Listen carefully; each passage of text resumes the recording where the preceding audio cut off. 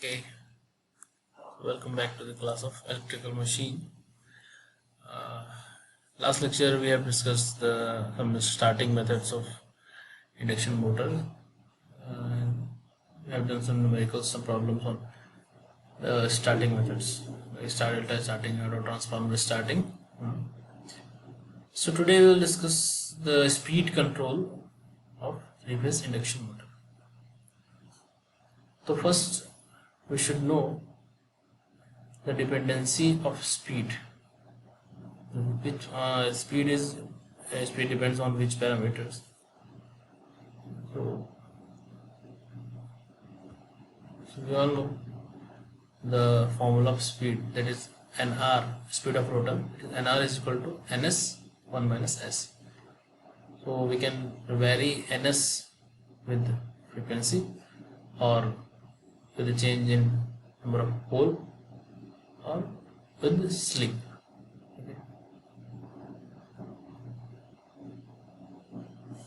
This way we have following methods for speed control. The first is pole changing, another one is stator voltage control, another one is supply frequency control, rotor resistance control, and slip energy recovery. Okay. We will discuss one by one.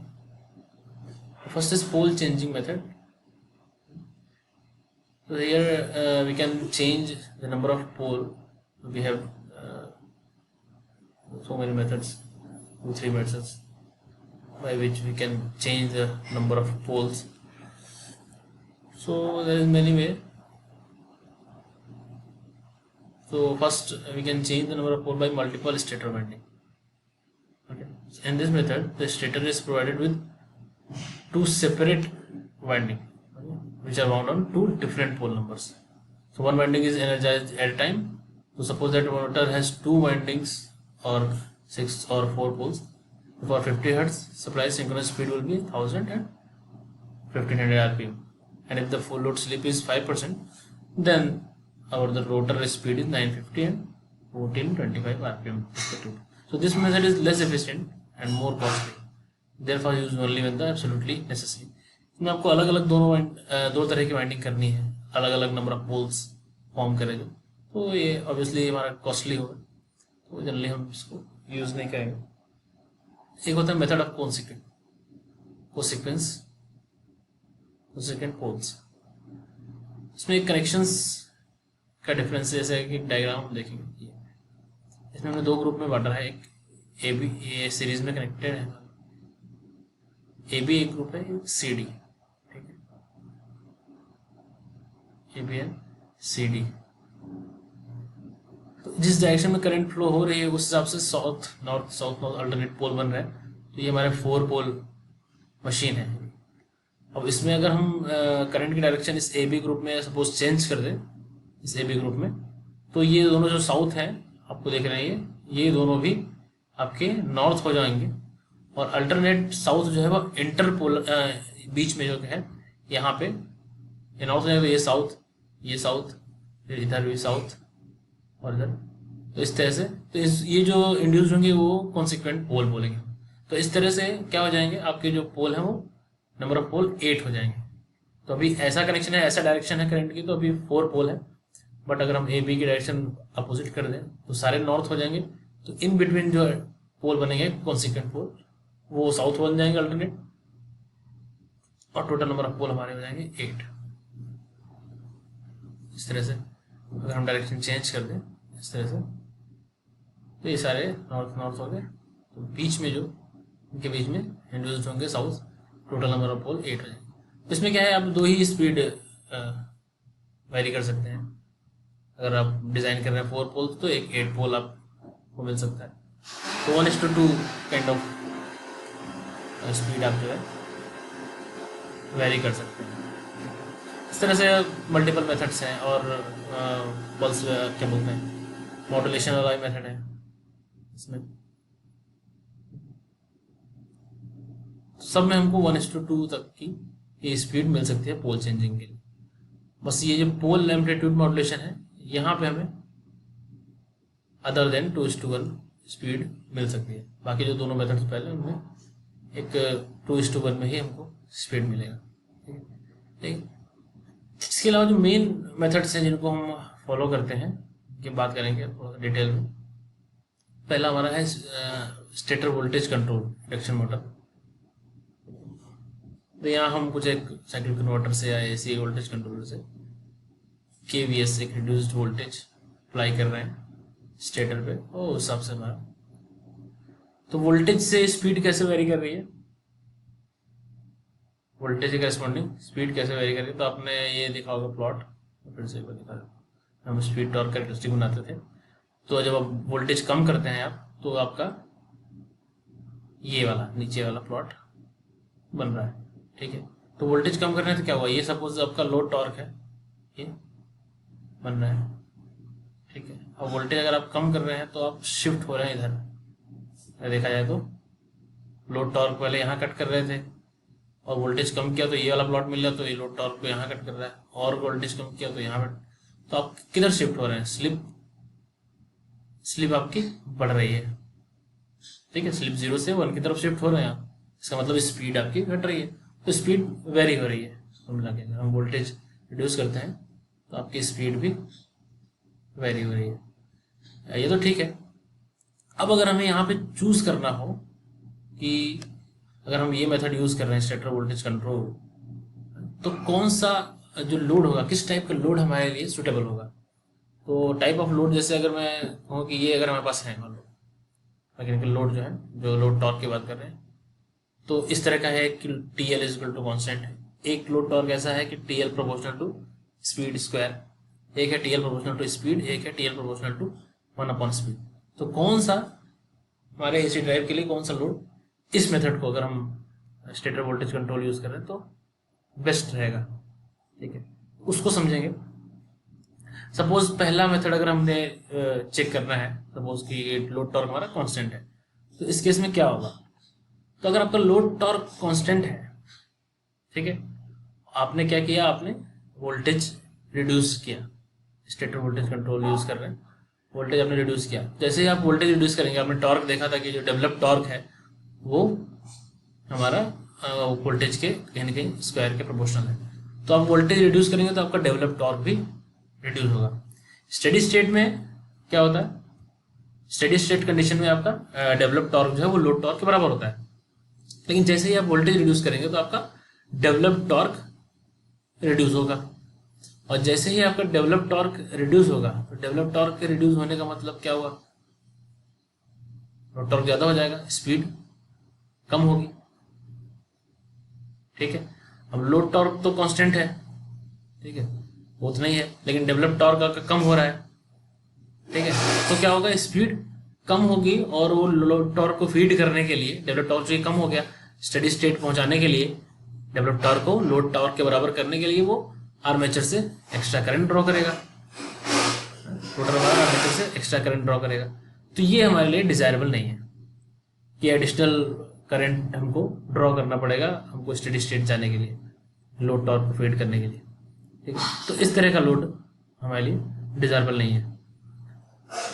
TL proportional to 1/ओमेगा अगर करें, ठीक है, TL proportional to 1/ओमेगा करें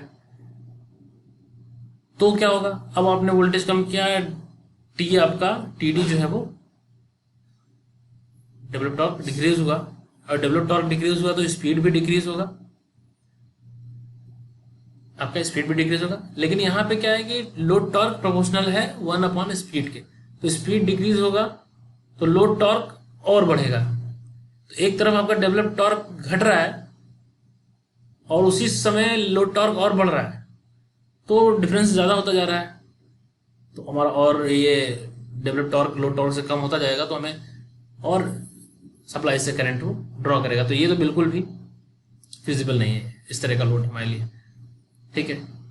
तो next जो एक load है torque proportional to load torque proportional to speed square, इसमें क्या होगा, इसमें अगर आप वोल्टेज कम करते हैं तो आपका डेवलप टॉर्क कम होता है, TD is less than TL, तो उसमें आपकी स्पीड कम होगी, स्पीड कम होगी।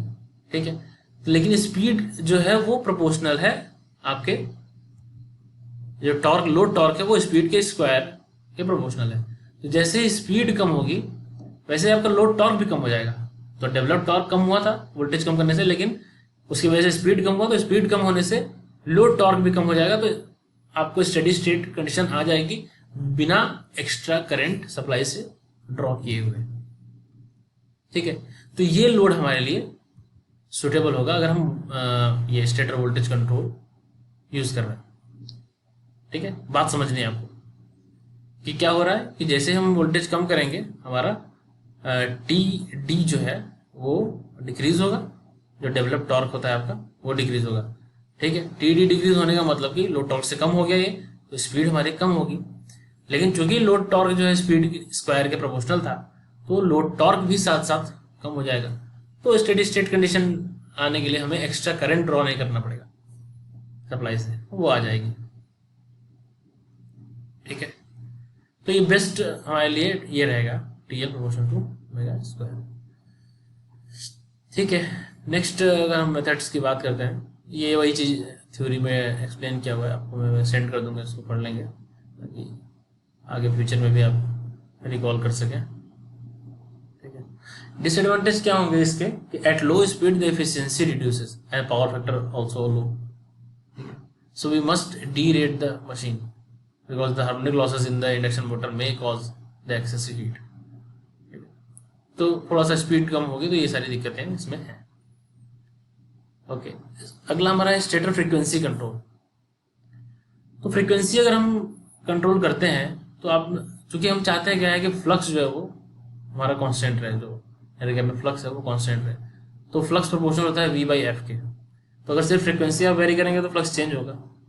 तो यहाँ बजाय फ्रीक्वेंसी कंट्रोल के हम इसको बोलेंगे वी बाई एफ कंट्रोल, ताकि वी बाई एफ कॉन्स्टेंट रख सके, तो फ्लक्स हमारा कॉन्स्टेंट रहे, जो हमारा वर्किंग फ्लक्स है वो कॉन्स्टेंट रहे। ठीक है, तो वी बाई एफ कंट्रोल की बात करें तो इसमें दो तरह से कर सकते हैं। एक तो हम फ्रीक्वेंसी डिक्रीज करें, वोल्टेज भी डिक्रीज करें, वी बाई एफ कॉन्स्टेंट रखें, तो ऐसे में हमको जो स्पीड होगी वो एक रेटेड स्पीड से कम वाली स्पीड सारी मिलेगी। ठीक है, रेटेड स्पीड से कम की स्पीड, फ्रीक्वेंसी आप घटा रहे हैं तो स्पीड तो कम ही मिलेगी, वी बाई एफ कॉन्स्टेंट रख रहे हैं। So in order to maintain constant flux v by f control all the speed are below the rated speed. अब फ्लक्स कॉन्स्टेंट है तो इसका मतलब टॉर्क आपका कॉन्स्टेंट रहेगा। ठीक है, टॉर्क कॉन्स्टेंट रहेगा, लेकिन स्पीड वेरी कर रहा है तो पावर वेरी करेगा। तो ये जो ऑपरेशन होगा इसको हम constant torque variable power operation बोलते हैं, क्योंकि हम फ्लक्स कॉन्स्टेंट रख रहे हैं। ठीक, सेकंड हो सकता है कि हम फ्रीक्वेंसी को इंक्रीज करें। ठीक है, तो यहाँ पे हमें स्पीड जो है एबव रेटेड स्पीड मिलेगी। अभी हम रेटेड अप्लाई करें और फ्रीक्वेंसी इंक्रीज कर रहे हैं, तो क्या है V S equal to F I F है। अब फ्लक्स घट रहा है, एफ वी एस हमारा कॉन्स्टेंट रह रहा है। अब फ्रीक्वेंसी अगर हम बढ़ा रहे हैं तो फ्लक्स घटेगा, क्योंकि वी एस कॉन्स्टेंट रह रहा है, रेटेड अप्लाई कर रहे हैं। तो ऐसे केसेस में क्या है, टॉर्क आपका वेरी करेगा। फ्लक्स अगर डिक्रीज हो रहा है तो टॉर्क भी डिक्रीज होगा यहाँ पे, और स्पीड जो कि बढ़ रही है, फ्रीक्वेंसी बढ़ा रहा है तो पावर कांस्टेंट रह रहा है। टॉर्क डिक्रीज हो रहा है, स्पीड बढ़ रही है, पावर कांस्टेंट। तो ऐसा केस में जहाँ फ्रीक्वेंसी में इंक्रीज करेंगे, स्पीड हमको एबव रेटेड मिल रही है, वहां पे वो ऑपरेशन जो होगा वो हमारा कांस्टेंट पावर वेरिएबल टॉर्क का ऑपरेशन होगा। ठीक, तो प्लॉट में अगर हम देखें, जो बिलो रेटेड स्पीड का रीजन है ये हमारा कांस्टेंट टॉर्क रीजन है, variable power V by F constant, V और एफ के बीच प्लॉट है, और ये है हमारा कांस्टेंट पावर रीजन जब हमारा omega is greater than omega R. Above rated speed जो मिलेगी वो कांस्टेंट पावर ऑपरेशन। ठीक है, इसी तरह से आपको एक्सप्लेन करना है एग्जाम्पल। तो ये है हमारा फ्रीक्वेंसी कंट्रोल।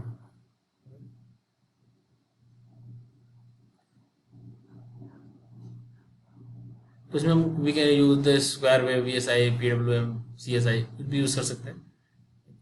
तो हमको वेरिएबल फ्रिक्वेंसी चाहिए मिला के इसमें। ठीक है, cyclo converter, phase induction motor use कर सकते हैं।